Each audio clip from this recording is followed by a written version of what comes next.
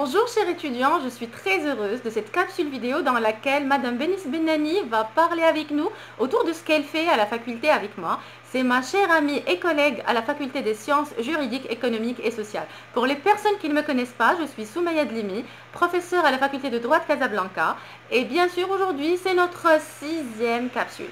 Donc, sans plus tarder, je vous laisse avec ma collègue et amie pour pouvoir vous donner une vision générale sur sa méthode de travail, comment il voit les choses. Ça va être utile pour ses étudiants et ça va vous inspirer. Donc moi, bien sûr, je vous donne rendez-vous directement dans la future capsule vidéo dans laquelle je vais vous expliquer comment faire une excellente introduction et comment faire une excellente conclusion. Et oui, qui dit PFE dit démarrage et chute. Il y a même certains jurys, à partir de l'introduction, ils sont découragés.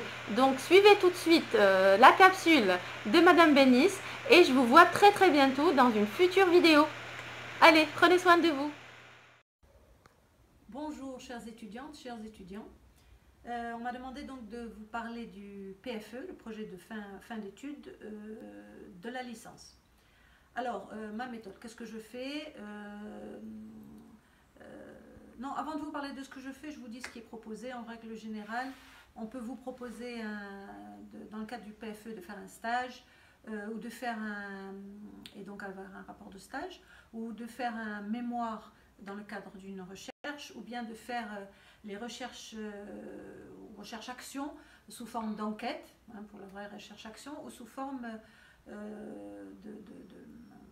d'entrepreneuriat avec INJES. Il y a d'autres moyens, tels que par exemple la fiche de lecture, mais ce n'est pas mon truc. Alors, ma méthode, qu'est-ce que c'est? D'abord, je commence par demander un CV aux étudiants, entre autres comme travaux. Et si jamais le CV montre que l'étudiant n'a pas fait de stage, c'est direct le stage et un rapport, parce que c'est nécessaire dans le cadre de votre CV pour votre expérience.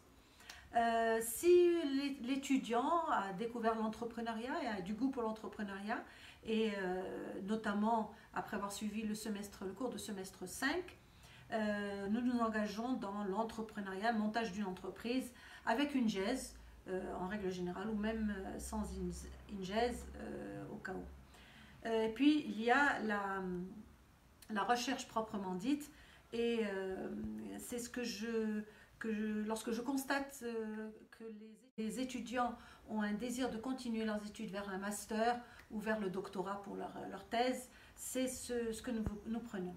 Alors, ma méthodologie, qu'est-ce que c'est? Je propose, où l'étudiant propose un thème, il faut un accord avec l'encadrant. Deuxième étape, les définitions. Les étudiants doivent bien définir les choses, définir les termes de ce qu'il y a, de ce qu'il veut rechercher. C'est pour éviter les hors-sujets et les quiproquos, pour que ça soit clair et net. Il faut également définir le contexte, le relier avec notre pays, le Maroc, que l'on soit étudiant national ou étudiant étranger.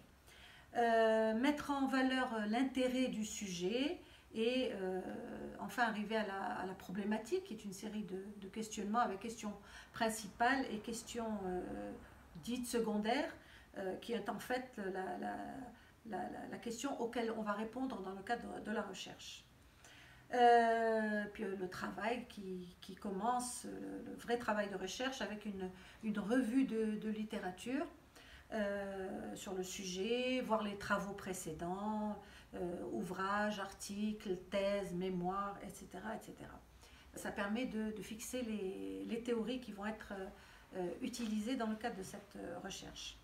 Et puis, naturellement, après avoir suivi soit une formation sur la méthodologie de recherche, ou en lisant un ouvrage sur les recherches, commencer à bien définir et à voir et à cadrer tout ce qui va concerner la partie empirique, parce que nous utilisons de manière académique toujours première partie théorique, deuxième partie empirique, parce qu'on doit rester en lien avec la question pratique. Ça doit être quelque chose de concret et qui peut être un apport. Et entre autres, tout le long de la recherche, Tout ce qui sera lu, tout ce qui sera trouvé comme documentation doit être bien répertorié dans la bibliographie. La bibliographie est nécessaire. J'insiste beaucoup sur l'utilisation d'ouvrages, d'articles, pas seulement des sites internet. Je n'aime pas les travaux de recherche avec juste comme référence des sites web.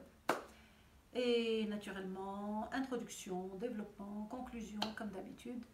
Je vous remercie, puis je reste à votre disposition pour d'autres informations. Merci.